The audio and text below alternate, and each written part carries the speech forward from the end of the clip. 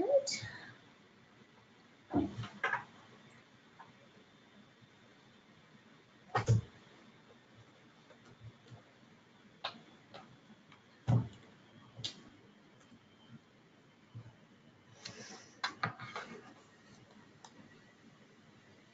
Ready?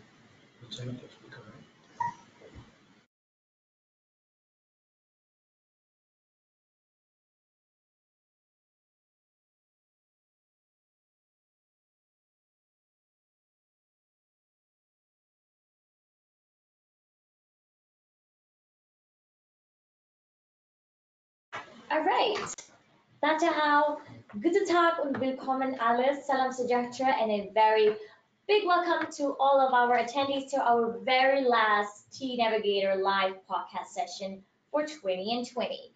We would like to thank you all for joining us today, and we have a very special guest joining us. So before we begin, I would like to brief you all on how to navigate yourself during this podcast session. So all attendees are automatically muted upon joining the session. This session will take about 45 minutes, half an hour of a discussion and 15 minutes of Q&A session. If you have any inquiries or questions, please locate the box on the right side of your control panel, and that is where you're going to include all your questions and inquiries. And we will answer them at the very end of this session.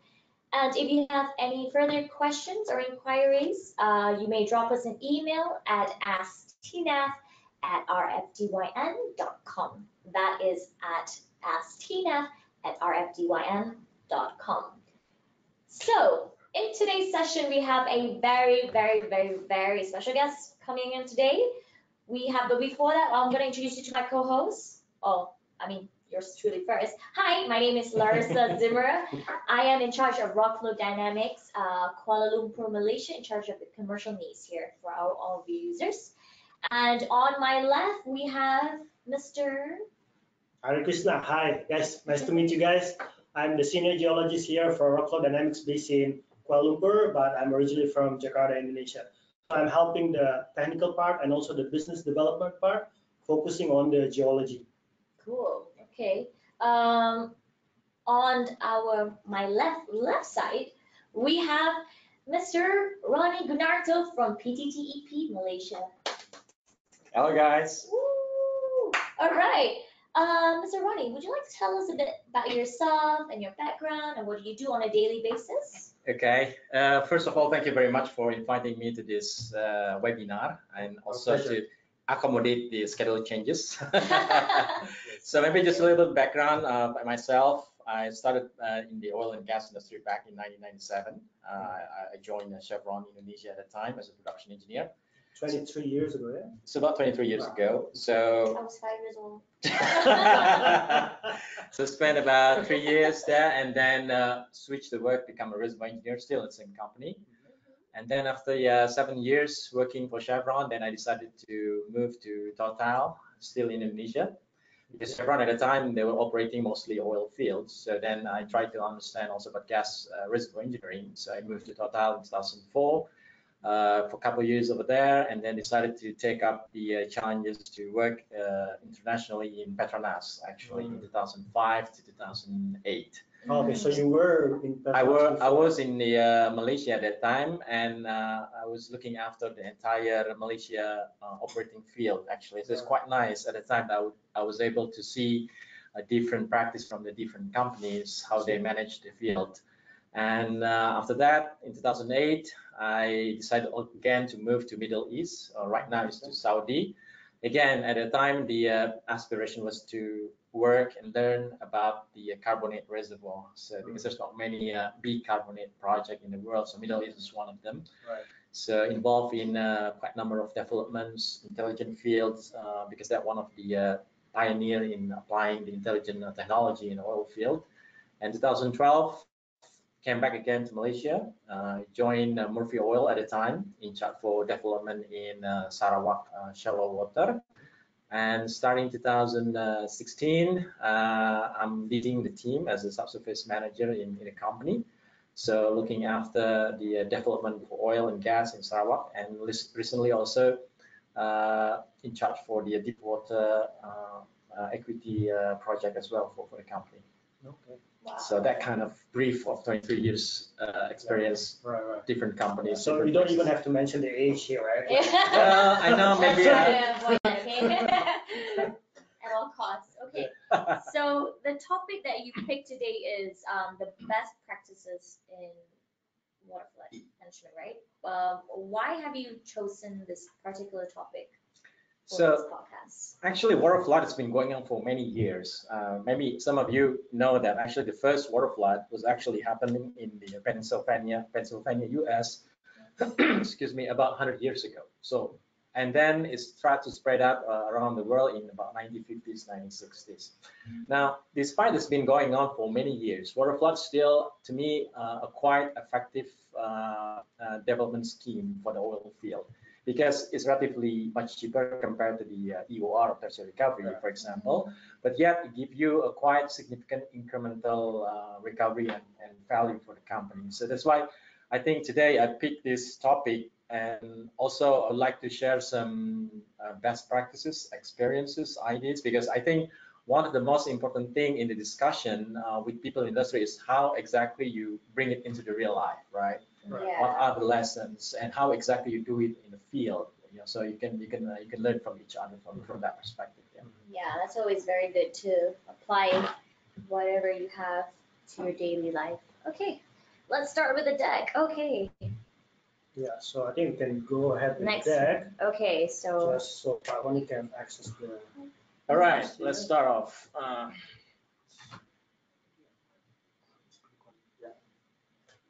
Okay, so waterflood is very broad subject, but there are a couple of things I would like to talk about maybe in this webinar. First is about how we screen a candidate, how we place the well in the optimum location, dealing with some known issue on the well injectivity, as well as what will be the reservoir management, and then talk about a little bit about the simulation role in managing the waterflood itself.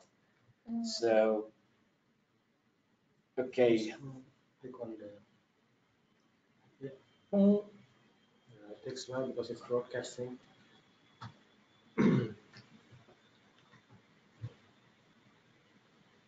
Maybe try the keyboard. Yeah. Okay, so I think this is one I mentioned. So we're gonna hopefully we have time to talk about it. Maybe I'll go a bit fast in certain subjects just to make sure we have enough time for discussion. Then let's go to the next slide. It's a bit slow today. Okay, maybe just while waiting, I'll just keep talking. Now, the first thing about the candidate screening, I mentioned to you guys that unlike the EOR, which has a quite narrow operating envelope, waterflood is quite broadly applicable for many oil reservoirs. So I guess the question is, you have to justify not to do waterflood, but you have to justify if you don't want to do waterflood, basically. In what situation that waterflood will not work in some cases. Now, of course, if you look at the waterflood, there are two aspects, dealing with the fluid and dealing with the geological or rock properties, right?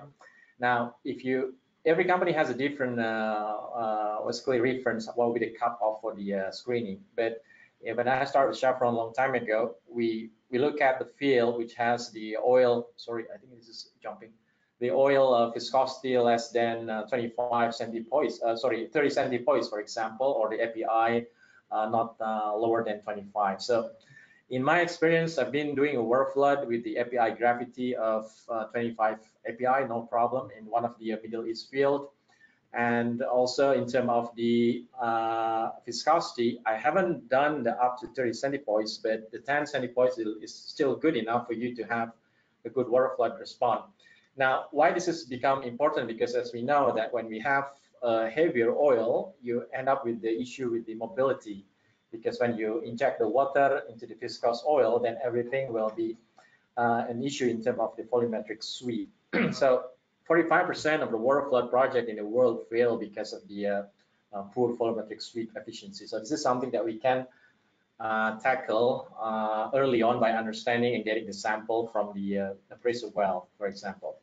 Now, Maybe one more interesting thing is then on the geological description, at what situation that water flood may not work. Okay, this thing is keep up and down. Derek, can you just go to the Maybe the first slide, Derek, the first Candidate technical screen. slide. candidate screen? Yes, sorry. Perhaps Derek will control and I'll Yeah, just ask. better. That will be easier, right? Yeah. Okay, great.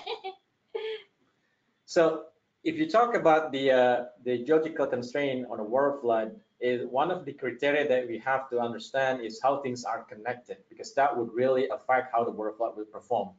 Two things that has to happen in a water flood. The first is you maintain the pressure, because with the higher pressure, then you will have more energy to produce the well to the surface. The second one, there should be a physical displacement of oil between the injector to the producer. If one of these two does not happen sufficiently, then the project could fail. For example, if you deal with the low probability rock, extremely low, such that yeah, you're doing displacement, but it's so slow and the pressure cannot be maintained, so the water flood will not work economically in that sense. Or let's say you have example here in the slide. If you see the top left corner there is one of the example of field in Sabah in Malaysia, where it's really dissected into multiple compartmentalized condition. So in that situation, water flood will be challenging because the displaceable volume will be very small per compartment. So it may still work technically, of course, there will still displacement, but the volume benefit will not meet the cutoff for the economy, for example. Now, the log that you see on the screen there is an example of the deep water field that we are operating in Malaysia. So clearly you can see in the bottom that there's a clean sand, for example, with the low gamma ray, and then you have a very good oil saturation and so on. That is a very easy to be water flood. Now, in this particular field, we combine the water flood development with the one above it. Now, if you look at the one above it, if you see that it's hardly you can see sand, right? Right.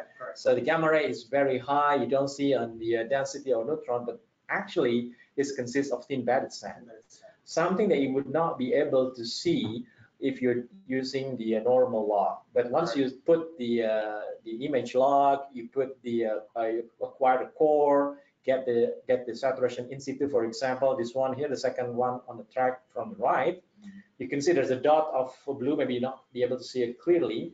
That is the saturation coming from this stock measurement, right? And if you compare with the green one, which is calculated from the Archie equation, it's very far different, because Archie cannot pick up that low water saturation based on the resistivity response due to the resolution. Now, do we rule out water flood in this kind of situation?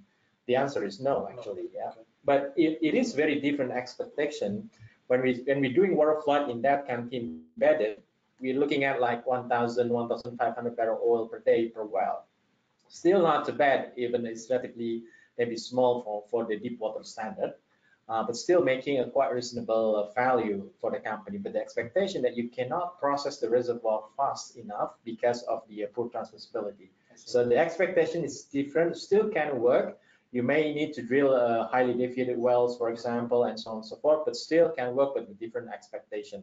So heterogeneity, how things are compartmentalized, is one of the things that you have to pay attention in order to get a fair expectation on what your water flood project would be. Right. Now, the second thing that I would like to touch base is on the aquifer, right? Because the reason why we conduct water flood that you want to increase the reservoir energy and to produce the oil. So if the reservoir has aquifer, maybe the benefit of having water flood become diminishing, right? And I've seen the cases in Malaysia where they built a full infrastructure for the injection facility. They start injecting, and then when they operate the field, they realize that the field actually has a quite strong aquifer. So they wasted a lot of money to invest and build a facility. Actually, they don't need it at the first place. Now, of course, the question is, how do we know there is an aquifer or not in our reservoir? In the first place, right? I mean, right.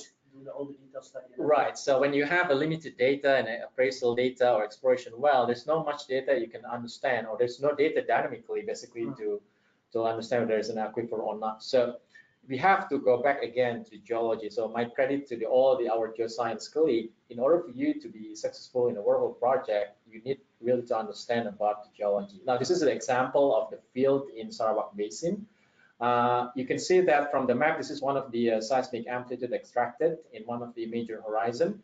And you can see that the field is dissected with many faults. And then there is the north, east, southwest binding fault, thrust fault actually here. So that really limit the extension of the sand, right? And then if you look at the sand deposition in this particular field, it's actually a quite limited, it's channelized system, because this is an example of the lower coastal plain with some fluvial influx for this reservoir. So in this kind of situation, we understand that the likelihood to have a massive sand that could become an aquifer or strong aquifer is very limited. Now, of course, the ideal thing is that you want to produce first, you understand when there's an aquifer, then you design the water flood. But unfortunately, we don't have that luxury in many cases, like in Malaysia, for example, because all the reservoir or most of the reservoir in Malaysia is in saturated reservoir. So meaning that the moment you delay your water flood, there's an impact on your recovery if there is no aquifer. So you have to react fast, whether you want to decide water flood from the day one, or you want to wait to get a baseline primary and decide later. So whatever it is, we have to put the all the data and uncertainty on the paper and do with the proper decision tree analysis, taking into account our geological understanding regionally, how much the risk if we were to wait, let's say, a couple of years without injection, what's going to happen to the recovery impact, and so on. Now, the other thing that I observe in my fields that one of the indication whether the field has aquifer or not is just look at the water pressure. So if the water pressure is significantly overpressured, then the hydrostatic is likelihood, by definition, is confined. So it's not connected to the extended aquifer. So that becomes one of the quick check to see whether you're going to have aquifer or not. Now, which leads into the next topic, actually. Then what would be the best timing to do water flood, right? Is it the beginning, or is it in the middle, or is it in the end? Now, for some reservoir, like in Sumatra Basin, for example, Indonesia, or in the Middle East, where the bubble point is low, so you have luxury for you to produce first, because the pressure will not hit the bubble point soon. So you have calibration to understand how much the connected volume, how strong the aquifer, and then you can design the water flood in a more optimum way, rather than you go from the beginning and deal with the uncertainty. Now, of course, also there's a business consideration here, right? In some countries, for example, they differentiate between the primary oil and the secondary oil. So there's an incentive for the secondary oil. So the understanding of how much the primary oil is important for the company, because it will dictate how much benefit for the secondary oil. Now, if there is any doubt or dispute on how much the distribution, it is better to establish a good primary baseline, right? Otherwise, it become the company could lose a lot if, let's say, they are or overestimating the primary baseline. They should be entitled for more benefit for secondary oil, for example. So a country like Indonesia in the past, or Canada, is still using that approach. So that would be another consideration on what will be the timing for the water flood. So this is all the importance of like multidisciplinary approach, right? Yes. Geoscience, engineering, and all the way to economics. Yes, true. And then in Malaysia, they follow what they call an R/C PAC. So which is the split between the PAC and the government, depends on how much the ratio between revenue over cost. So if you have a lot of capex in the beginning, the PAC will entitle much faster cost recovery and so on. So that kind of business model has to be considered in terms of when will be the best timing for the spending, for example, giving the risk as well. Next slide, please, Derek. Okay, so now we move a bit on the well placement strategy. Okay, now in general, as you know, that water flood is divided into two schemes. You have pattern water flood and you have peripheral water flood. So the one on the left is the parent water flood, in one of the water flood I managed a long time ago in Indonesia, in one of the field in Chevron.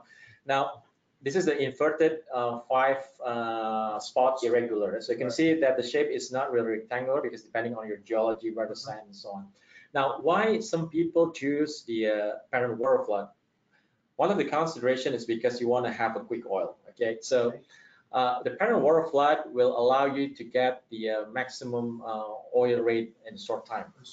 And then it will involve, of course, a lot of investment, because you need more wells to drill. And from the technical perspective, also parent water flood will be required if you're dealing relatively with a poor reservoir, because you need to shorten the distance between your injector and your producer to become a pattern. Now, for the companies that are operating in the PSC mode, where they have a limited window of operation, so it will be make more sense for the business perspective to get earlier in the beginning, This right? is more attractive for them. Yes. Now, of course, again, depend on the geology as well. But you will see that when you're dealing with a big area, and then there's a PSC mechanism or situation in the business, then people will try to consider the pattern waterflood. For example, in Malaysia, you know, Guntong field, Tapis field, there are like 1 billion barrel in place, right? So if they do with the peripheral, it will take forever for you to produce. So there is a business consideration which could be different between the international oil company and the government. So that, in addition to the technical perspective, yeah. Now the one on the right is one of the project peripheral flood that I did back in the Middle East. You can see that this is a giant project. This field alone produced 900,000 barrel oil. So just from one single field, you can imagine. Wow. So it's even more than national production of Malaysia, right? Yeah, or yeah, Indonesia. exactly. Now, why they choose this peripheral flood? They have a different business model, of course, because at the time, this is Saudi Aramco is the owner of the resource, right? They don't care about the PAC or any other thing. So the business model is you have to have a plateau of 900,000 all the way for 20, 30 years. So they do not need to process the reservoir fast. They just want to have everything stable, and then the sweep is moving uniformly. Right. Now, if you do with the parent water flood, you have less control on understanding where the remaining oil, because everything is in displaced left and right, right? Yes. So in the parent flood, everything will look much easier to manage.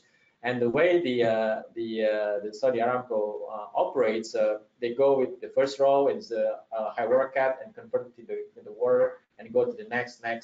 So with that, they can have sustainable production flat with even less water produced compared to the parent water flood. So it's a different approach depending the technicality as well as the business approach.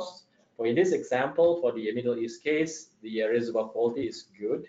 So we didn't have to have a quite short distance between injector and producer. So the peripheral flood with the quite reasonable distance, far distance to the producer, still can support the production reasonably. So that's why that is the approach instead of the parent water flood.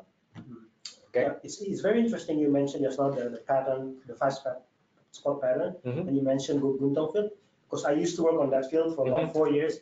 And yes, even though they have quick oil production in the first place, but they kind of have some unswept oil, which is, I think, quite common for a 5-spot pattern. Yeah, right? Quite common, and sometimes it's quite difficult to basically to identify where it is. Yeah. Now, I've experienced that I have a 5-spot pattern inverted. The older it produces well, producing at the time like 80–90% water cap. So then I use simulation and some logic and drill in between producer well, and I have a clean oil, 0% water cap. Why is that? Because once you have a water breakthrough, sometimes you establish the direct path between your injection to the producer, especially if the distance is short, right? Exactly. So then you have a bypass oil in many places that sometimes quite difficult to control. So peripheral flood, from that sense, it will be more manageable. Right. Okay. Now, moving on, where is the optimum producer well to produce the to produce the reserve? Should be, this is the example in the Malaysia field. You have a gas cap, you have water bearing. So that's a classical question. Where should I put my producer? Is it in position number 1, number 2, or number 3? Now this is an actual case that I had in 2012. Now this is the map of showing the net sand from the simulation, which is constrained by the seismic. Now the green dots there, they are the location of the producer wells, and then the blue one is the location of the injection wells. Now, in actually in the beginning, the injection well were not supposed to be that far down deep. What happened is when we drilled the pilot hole for the injection well, and then we found it actually is the oil, not water. So the oil water contact came deeper. Now that's a very separate, interesting discussion actually. Why we could end up. It's a good surprise, right? It's a good surprise, but yeah, I think this is again, I want to stress out that if the appraisal campaign has reduced that uncertainty in the exploration appraisal phase, the development could have been more optimized, right? Because now what we're doing here is actually you are appraising while developing, which is sometimes it's not really efficient. Right. Now, if you go back into where to place the producer well, now you have a few options here. At this particular example, the real case that we put the well here and then we start injecting, we start producing. What happened is that the transmissibility between injector and producer is not as good as expected in the model. So if you go into the simulation, you ran the case, oh, everything looks smoothly. But then when you start really producing, injecting the field, we have issue on injectivity or transmissibility, and the producer well gets out quickly. Right. Okay, so then you have to curtail the producer and so on and so forth. Now, we have to consider the balance between how much the gas cap to expand and how much the water that moving the push the oil to the top, right? Mm-hmm. And we have to put some risk factor that if there's an issue in transmissibility, you still have a wiggle room. So you have to have enough distance from your gas cap so then you can react to improve your injectivity, for example, if you have any problem. So here is example that we are a bit too overconfident that everything is good. So then you put the producer way up to the crest and you end up with the gassing out. Now I would recommend to stay from the crest reasonable distance with or without gas cap. Even you don't have a gas cap, if you have a poor transmissibility, you want to allow the liberated gas to form a secondary gas cap before you can, displace the oil. And at the end of the day, when you do this kind of situation, you're kind of balancing the gas cap expansion and the water injection. So that's the game that we have to play in this kind of situation. Right. On the injection well, can we inject water up deep? Yeah, in the pattern Waterflood, it's unavoidable that you will inject some up deep. But in some cases, I noticed that they injected the water at the gas well contact. In one of the cases in Peninsula case field in Malaysia, does it work? I think the last time I looked at that field, it doesn't seem to be working because you have the oil movement to the gas cap and so on. So it's kind of strategy that's been introduced by one of the major international oil company in Malaysia, but it may not be working. It's because you cannot create very solid fence, pressure fence to avoid the gas cap movement. So there'll be some movement still because there's still space between your injection well and the crest. Now, at the end of the day, what you want to do is how you balance the injectivity with the pore volume displacement. Yeah? Some people really want to inject below the oil water contact, for example, because they don't want to basically have a oil loss, but they may end up with low injectivity. So in some case, you want to give up a bit your pore volume displacement. Let's say you inject in the oil column, but then you can assure the better injectivity that you can displace and maintain the pressure. So this is the thing that the engineers should take a look working with the geologists, and then they come up with the optimum placement for injection well. Right. Okay, next slide, please, Derek.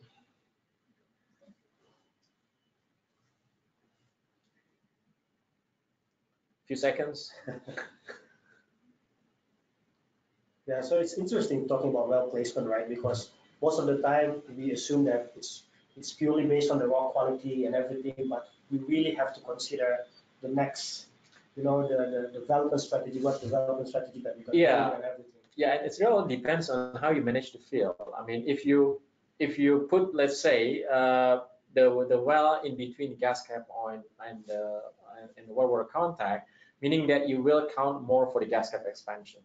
Now, if you have a big gas cap, maybe that's fine because it doesn't take a lot of pressure drop for you to displace the oil. But if you have a smaller gas cap, the pressure may go down too fast, then you may have a problem in producing the well to the surface, for example. So it has to be a balance between that. Right. Now, this is one of example of the case that I did in Middle East as well. So what happened in Middle East, there is a tar oil contact. So there's a heavy oil above the oil water contact that will become impermeable layer for us to inject. Now, this is maybe a bit too small, but you can see that the first three track from the left is something that very common. You have gamma ray, you have density, and you have resistivity. Now, from that alone, you will not be able to pick up where's the tar oil contact, right? What you could see is the resistivity drop at the bottom, which indicates the oil water contact, but you don't know exactly where's the tar. Now, why the tar is become important to know, because whenever you put your injection well in the tar, nothing's going to happen. You'll not be able to inject anything across the tar. If you inject below the oil water contact, then the tar will prohibit you to have the displacement because it's impermeable. So this is example of understanding where is the tar is a very important, so that you can place the injection well accordingly. Now in this example is we ran NMR log and we ran also the pressure well drilling. So what happened when you run the pressure well drilling is that when you close the tar oil contact, you will start seeing the low mobility, right? Because whenever the viscosity is increasing because of the tar, the mobility will reduce. You start getting the supercharged measurement in your MDT. And also from the NMR data, you start seeing the high viscosity here. This is the in-house correlation that we built relating the viscosity versus the T2 measurement on the NMR log. Okay, so then we use the calibrate the model and become a real-time viscosity prediction. So with that, we'll be able to understand where is the tar and place the injection well accordingly. And the good thing working in the middle is that you have a lot of data, right? You can afford to run multiple things to support your analysis. This is one of the example. You have PLT, you have pressure well drilling, you have NMR log. So you can not many companies have right. And why they can afford to do that? Because the value is so big, right? So if you look at the graph on the right conceptually, if you inject at the below the oil water contact, you have zero injectivity. If you inject above the tar, you start getting the increasing injectivity, right? Once you are in the tar-free zone, your pretty much injectivity is the same. But there's an optimum point that you don't want to be too far away from the tar oil contact because there will be undisplaced oil below you, right? Because everything will not movable, so that's not good. But you don't want also too close to the tar oil contact because you have a poor injectivity. So there's a balance there, and why we can afford to spend a lot of money to understand that, because the value of information is huge, right? So we talk, this is 900,000 barrel oil per day field. So every fraction of percentage of recovery impairment, it translated into very big value. And the data that measure in every well have to be done for every well, right? Because tar context, I suppose, is going to be different for every. Yes, that's another thing. It's not like oil water contact equilibrium like that. The tar is not uniform. Sometimes you have a thicker tar, you have a thinner tar, so it has to be assessed in different in the respective area.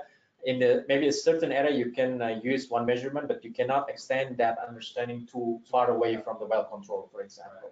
And it doesn't really control by the geology, or it has some geology. So far, there's no relationship between the geology and how thick the tar is. So it's kind of unpredictable. So that's why we had to run quite many pressure well drilling to replace the well. Now, another question that may be happening in Sarawak or in Malaysia is why injectivity is low. Of course, there's natural cause if the reservoir probability is low, so there's nothing you can do. It's because the mother nature is giving you not so much good probability, right? But there is other thing that we can also understand, that this is an actual case in one of the Sarawak, that if you look at the MDTO, we're dealing with the Darcy wall. We're dealing at least a couple hundred milliliters. You should be able to inject like 10,000, 5,000 at least. But when you start injecting, it's only very small, it's less than 1,000. So what happened actually? What happened in the rock? Then we start thinking about, okay, look at the mineralogy of the reservoir. And we noticed that there's a quite number of clay, and clay has a different type. Okay, there is a moving clay like kaolinite, there is some swelling clay like smectite, and so on. So we did this is an example of the photograph, SEM photograph. You can see before and after Waterflood. You can see some movement of fines. So what happened? You start injecting into the rock, into the reservoir. They start mobilizing the fines, and these fines plugging off the pore throat. So then the return permeability or the endpoint permeability is become much lower than what has been suggested by the MDT or the log. And you can see that from the critical velocity test here. So this is the test when you inject the core plug and you monitor the delta P, which represent your permeability, right? So when you start injecting, everything looks good, start in a very low rate. Once you increase the rate, you can start seeing the deterioration of the permeability. You need a higher delta P. Why? Because you start plugging off the pore throat, right? Now, there is a minimum or there's a maximum velocity that you can still have, but the fine is not moving. That's called critical velocity. So the concept we did in the field is that we try to maximize the flow area by drilling the geostreet well or fracturing the well, such that the velocity across the sand face will be lower, below that critical velocity, so the fines movement doesn't happen. Because in some cases, it could really reduce the permeability even down to zero. So we cannot inject anything. We thought the permeability is around 80 million darts. We still can inject maybe a couple thousand. But when you start injecting, it turns out that's zero rate. So this kind of stuff actually can be pre-assessed before the development. So then you can understand what kind of facility that you need to have, what kind of a well design that you need to have, and so on.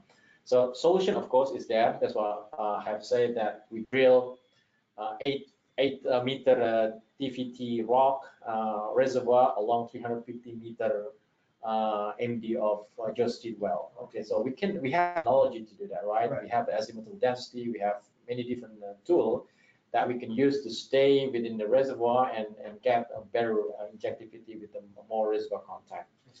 Or you upgrade the facility, you inject slightly above the fracture, fracture pressure, which is, to me is acceptable, especially for the peripheral flood, because you're away from your producer well. So if you do not create a direct path, like in a pattern, for example, that could have a short circuit from the injector to producer. So this kind of stuff that is a more operational sometimes is something that we have to think about even earlier, so then you don't end up with the big problem as you start the project. Correct. Next, please.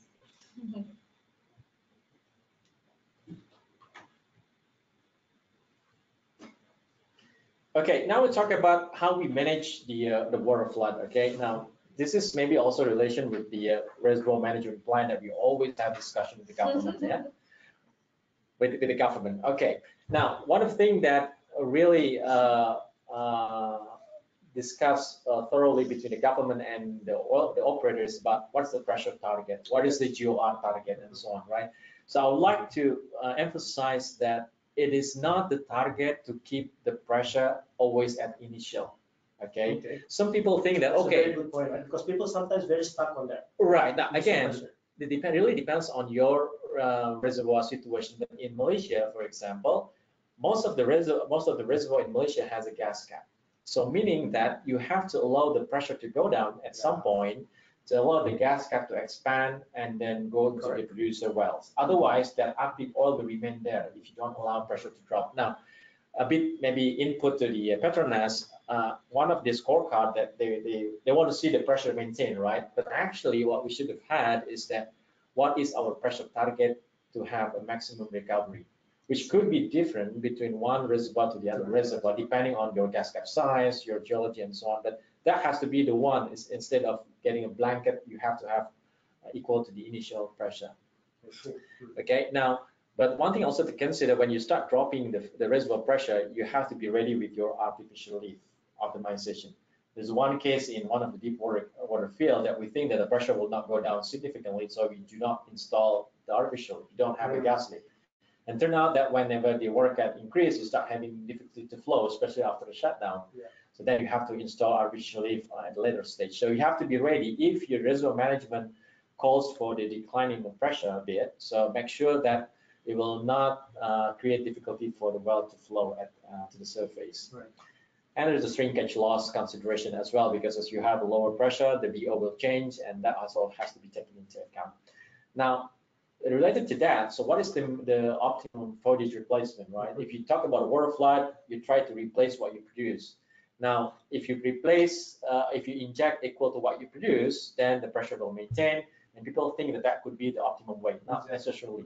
Now, again, it's also related to what is your reservoir situation. If you have an active oil that you want to be produced through the gas cap expansion, later in the field life, you have to allow the VRR to drop lower than 1, because that would facilitate the gas cap expansion, and then you get oil to be produced. Right. So this is the one on the top right example of the sensitivity. What is the optimum VRR that we can have?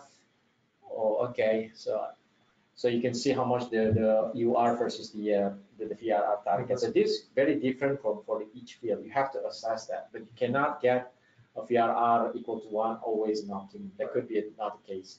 Now, GOR management, in Petronas, for example, we are restricted 1.5 RSI, right? You cannot more than 1.5 RSI, otherwise you have to ask for exception or relaxation to the government. Right. Now, they have a reason why they do that, because if you produce too much gas, that meaning that you're losing the reservoir energy, right? So there could be a gas cap resaturation. Your oil moves to the gas cap, and then you're losing the oil.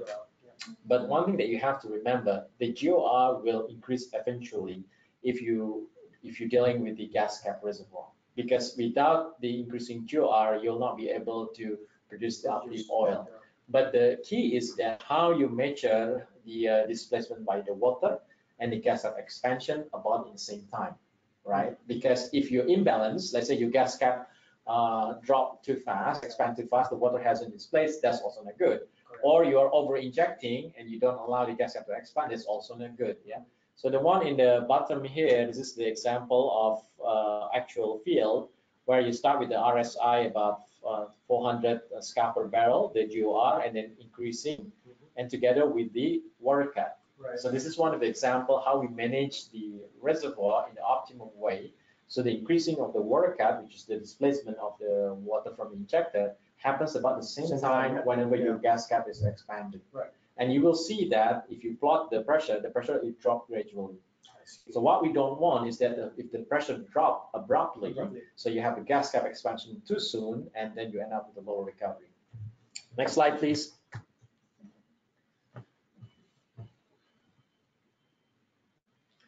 Okay, now this is the example of the volumetric sweep assessment. Again, as mentioned, one of the challenges in the waterflood management is to understand where to bypass oil, right? Yeah. And if you work in the Middle East, you have a lot of luxury because you have observation wells. They drill the well just for the sake of understanding that's very the sweep efficiency, right? I never had that luxury. And then they run periodically every 2-3 years the log in that observation well, so you can understand how things are moving. Yeah. Just very luxury for us as a people industry, but you don't have that luxury in many different part of the world, right? Including Malaysia. So you have to run something to understand in existing well. Now the complexity in running an existing well, of course, you have completion, you have some production effect, and so on and so forth. It may not be ideal. This is example that you have well number 2 producer well here, and you have well number 3 injection, and then you inject quite a number of years, so it's a high work cut here. So you have a well here, and the pressure has dropped quite significantly below the initial pressure, meaning the gas cap has expanded. Okay. Now the question is it worth it to recomplete this well number 1 or not? So that is the question. So in this particular example, we ran the pulse neutron tool, right? Nowadays, the logging technology is quite advanced. Right. When I started this kind of tool back 20 years ago, at that time it was quite limited. So this is a statistical tool, so you have to run multiple times, and then if you deal with the low porosity, the result is not so good, and so there's a lot of limitation in the past. But nowadays, the tool is quite powerful. Even if you run across the tubing, you have a casing and tubing annulus, and then you have cement and you have formation fluid, it still can decipher, it still can define what is the fluid type in the wellbore and what is the fluid behind. So this is the example, very good, from one of the actual case. And the good thing about this tool is that you can replicate what has been read by the open hole. So for example, this one here is a PTTEP, which is a neutron log, which is an indicator for the gas. So if you want to understand in this particular example whether the gas cap has expanded or not, you can run this tool and you can see whether there is changes on the neutron reading as compared to the open hole. Now you can see that it's overlaid pretty much with the original gas oil contact, meaning the gas cap has not expanded. Why? Because there's a lot of going on in this particular reservoir. You produce the gas cap and then you inject back, so there's a lot of going on. It's quite difficult to understand where's the gas oil content, and this tool can pick up easily. Now there could be a question, why don't we just go ahead and without running the log and just recomplete straight away? So that's a fair question, and that's that frequently done in the onshore field. Actually, I used to do this kind of stuff in the past because the cost for you to do the completion is very cheap in onshore. Now, in this particular example, I need to spend like $3 to $4 million to pull the completion and do the perforation. So it will be making more sense if I spend $50,000 to run the log get the confirmation for me to justify spending the $3 to $4 million, right? So it's really depending on how much the cost and how sure you are in terms of the result. Is it 50-50 or is it 90-10? So that would also drive the decision differently with the decision tree analysis. But this is the one example of the case. Now there are many tools out there, and we have run some comparison technology, and this is one of the tools that work quite good and can pick up the bypass oil very reliably. The other thing that on the volumetric sweep efficiency is understanding the connectivity, right? So in traditional way, we do some pulse tests, right? So to understand whether this ejector is affecting this producer or not, you do the pulse and you see, observe whether you see the disturbance or not. So this is an example of the pulse test. You can see clearly the up and down of the pressure as you created the pulse in the injection point. No issue, it's a done deal. Now, of course, people try to tracer and everything, but sometimes, it's quite expensive sometimes, and maybe you don't have the luxury to access all this kind of technology. This is a quite simple thing that you could do. In addition to the single pulse test, we also do recently what we call multi-retrospective well test. So it's an MRT study. It's one of the Russian company recently. So what it does is basically you do the multi-well deconvolution. So if you do the pressure tension analysis, you're dealing with single well, right? Now here you take all the pressure data for all the wells and the rate history, so you decipher the connectivity one particular well with the surrounding well. So with this, for example, in this case, the well number 7 here, you can understand the impact for every single well around it. So what's the benefit of understanding this? Of course, you can understand whether there's any displacement from all the ejector or only specific from one area, for example, how the impact interference with the other producer. So you can quantify how much for every PSI that you see in the well, how much the contribution from every other wells. So that would give you understanding on the connectivity and potential sweep pattern. And I think it's even further, you can take up, if you're dealing with the pattern water flood, you can use it for the pattern allocation when you do the pattern balancing, for example. Next. Am I good in time? Yes, I think we are. All right, so I'm almost reaching the. I'm a bit fast, but I think we can have a chat and discussion later on, right? Sure. So moving into the how we manage it from the modeling perspective, yeah, I mean one of the critical thing in managing the water flood that we have to have a good and reliable model to give us guidance how we decide things, right? Whether you want to change your strategy, whether you want to open up the well or close the well.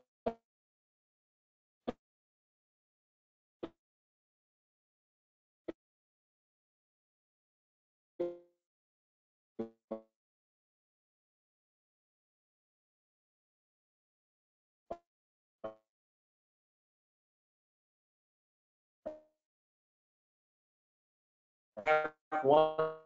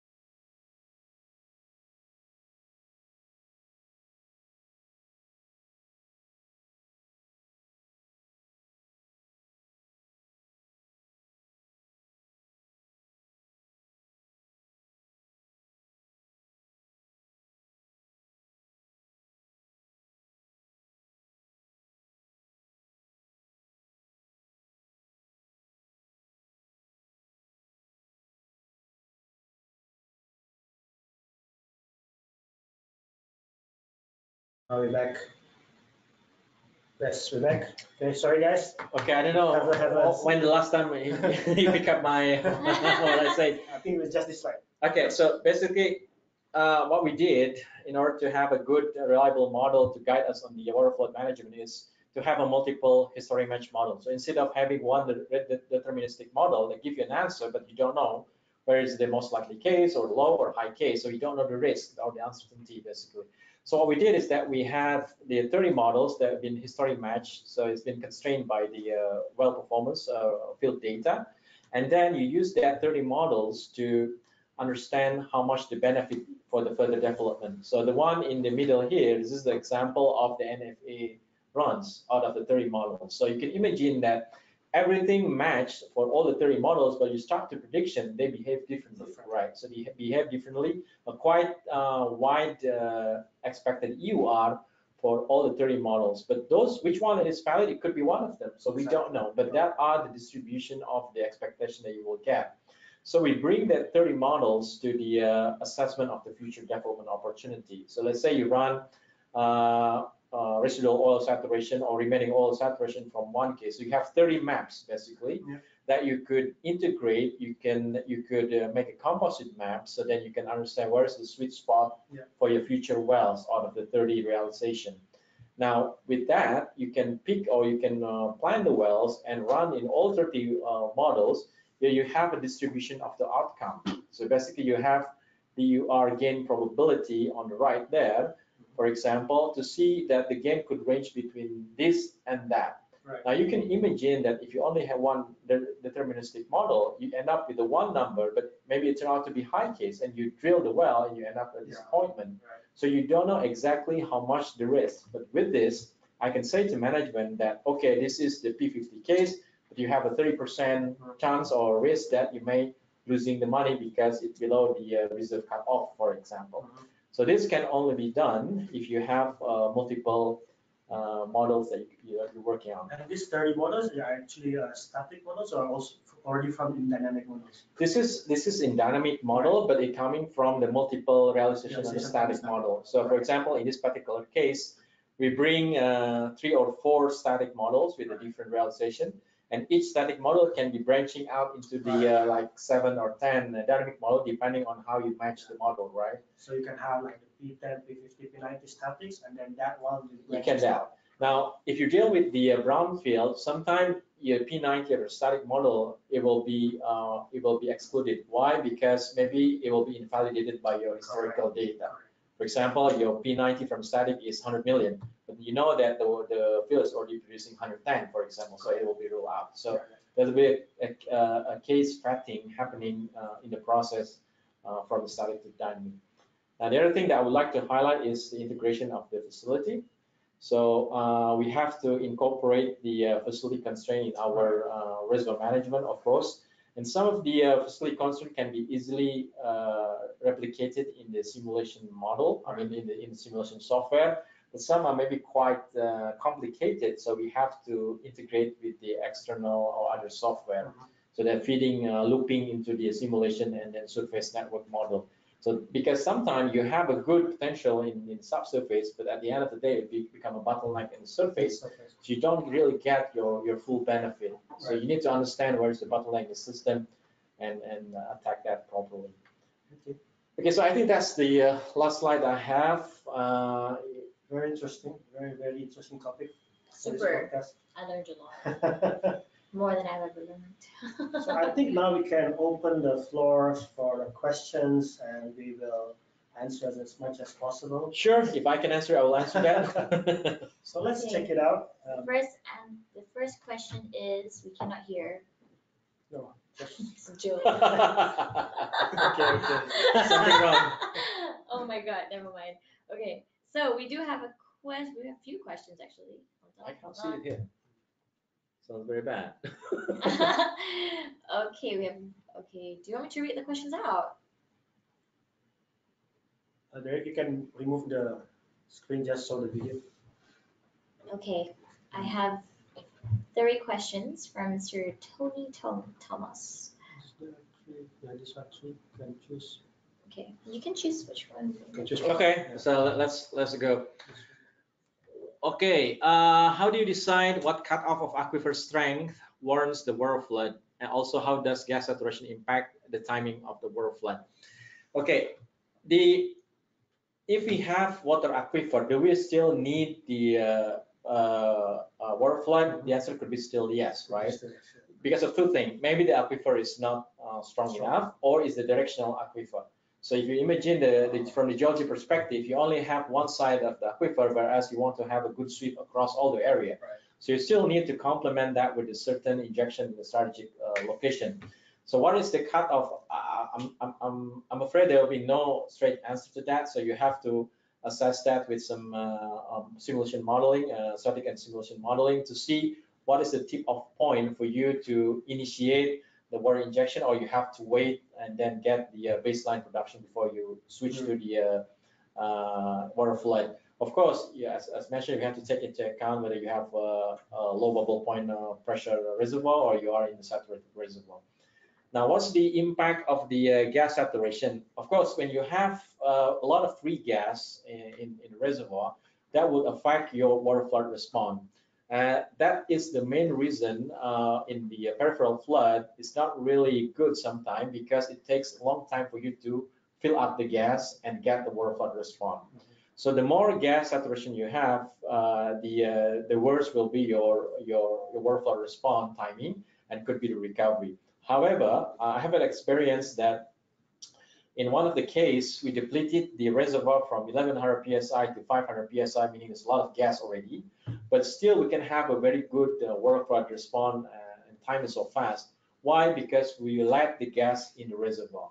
So when you produce the reservoir and the pressure drop, as long as you maintain the gas within the reservoir, allow the gas to move up by gravity, form the secondary gas cap or move up to the crystal, that's still okay. Actually, you will still get a good or fast water flood response.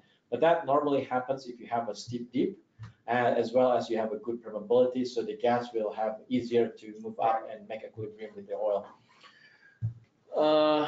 The critical velocity slide, you talk about fines migration and clay swelling. What's the experience in the Middle East?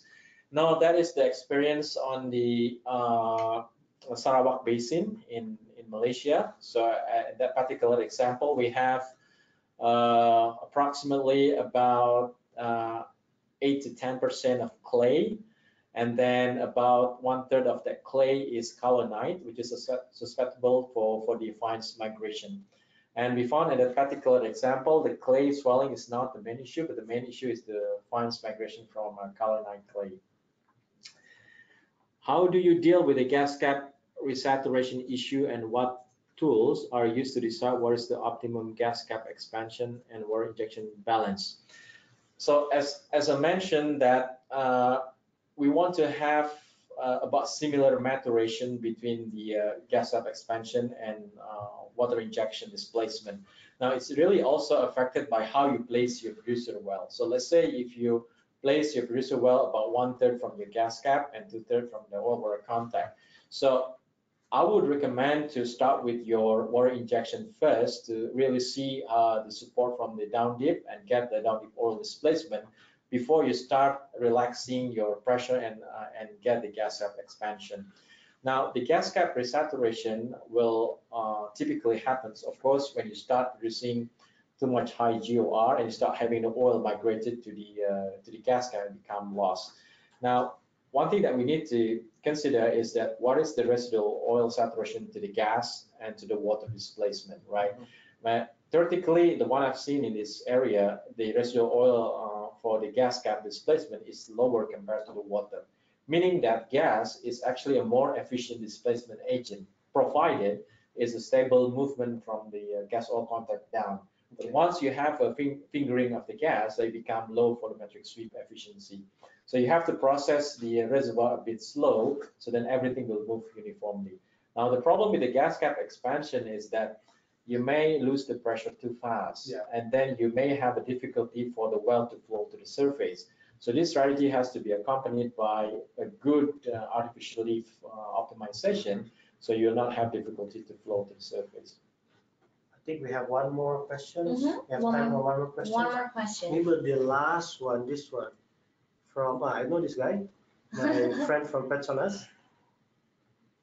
In case of water ejection updip with main mechanism of gravity drainage to improve the sweep efficiency, what is the optimum rate of injection and criteria need to be considered? Okay, so if you have the steep dip, okay, that will help you, the gravity force will help you to stabilize the flood front movement, right? So that your viscous force is not operating. Now, there's a critical velocity where your viscous force will be more dominating the process, and then you start having a fingering or overriding the water and so on. So that is in theory, yeah. But how you're going to see it in real life, basically, right? So you have to have a quite thorough surveillance activity, so you can see whether the flood front movement uniformly across the area or not. True. Whenever you see there's a different movement on the flood front, that is telling you that the gravity drainage has not happened in an optimum way. Right. So either you have to modify your pattern, meaning that you produce in a different target, slow down. That is the thing that you need to consider in reality. If you do it to the theoretical calculation, you can calculate how much the velocity that you will maintain the gravity drainage to become more effective. But again, you have to look at in the reality what kind of data or surveillance that you need to see. All right, very, very interesting, Ronny. Okay, 1 hour. We exactly hit 1 hour on the spot. So yeah, very, very interesting topic. Very, very interesting. We will have this uploaded to our RFD Europe YouTube channel, and we're going to launch a Spotify channel coming up, and you will be able to catch us there as well. So we would like to thank our special guest today, Mr. Ronny Gunarto. That was very, very insightful. I am overloaded with information, but in a good way. So I'm gonna go back and digest everything. Thank you so much. It was such a pleasure to have you on Most board welcome. today. Thank you very much. Thank you, Ari. Thank you. And thank you for all the questions from all of our attendees. And if you have any questions or inquiries regarding our modules for tNavigator, feel free to reach us at asktnav@rfdyn.com, or you can check out our website at rfdyn.com, and also our LinkedIn page at Waterflow Dynamics. That's a wrap for our podcast this time around, and we hope to see you in our nearest future for phase 2. Again, thank you all for joining us, and wishing you to stay safe and take care. Happy weekend. Goodbye. Thank you guys. Bye.